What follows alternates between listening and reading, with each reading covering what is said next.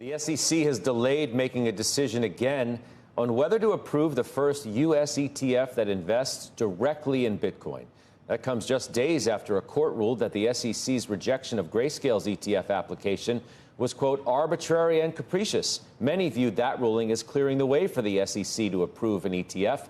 Instead, the SEC deferred a decision on filings from VanEck, Invesco, Valkyrie, and WisdomTree. A BlackRock spokesperson said its application was also deferred.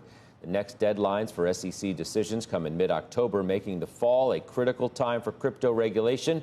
Joining us now for more on the outlook, Jay Clayton. He's the former chair of the SEC and a CNBC contributor. It's good to see you this morning. A couple things. First and foremost, are you surprised that the SEC deferred after the prior ruling? Good morning, Scott. And no, I'm not surprised. The deferral of the applications and the additional time period as a result of that deferral doesn't line up perfectly, but it lines up pretty well with the time for action in the D.C. Circuit on the D.C. Circuit's action to say your reasoning for not approving a spot Bitcoin ETF is inadequate. So we now have two periods of time that are almost coterminous for the SEC to take its next action.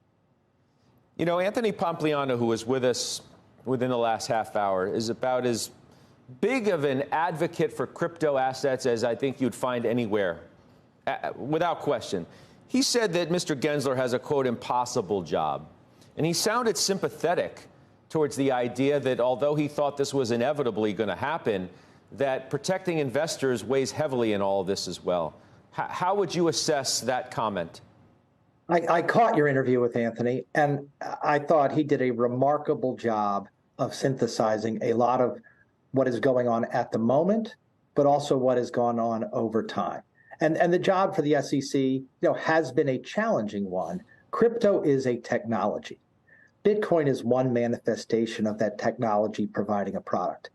When crypto came to our retail markets, many people used crypto to develop products that were clearly non-compliant with our securities laws. They raised money in effectively public offerings without going through the rigors of public registration. And the SEC had to tamp down on that. And we did.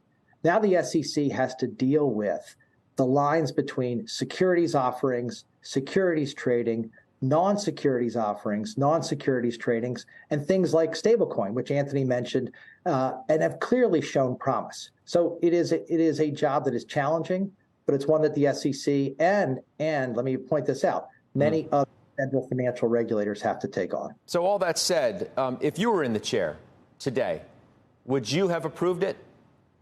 Well, look, I'm not there, and I'm not going to have that kind of, I do this, he would do that. What I have said is, as this has developed, it is clear that Bitcoin is not a security. It is clear that Bitcoin is something that retail investors want access to, that institutional investors want access to. And importantly, some of our most trusted providers who are fiduciaries or have duties of best interest want to provide this product to the retail public. So I think, as Anthony said, an approval isn't inevitable. The dichotomy between a futures product and a cash product can't go on forever. And so I think that's the path we're on. So if it's inevitable, Jay, then what is the SEC deferring? Why is the SEC deferring the applications? Are they looking for other ways, other grounds in which to try and reject these applications? And what is the case to be made when there are, futures ETFs for Bitcoin that are investors safer buying a Bitcoin futures ETF than a Bitcoin cash ETF?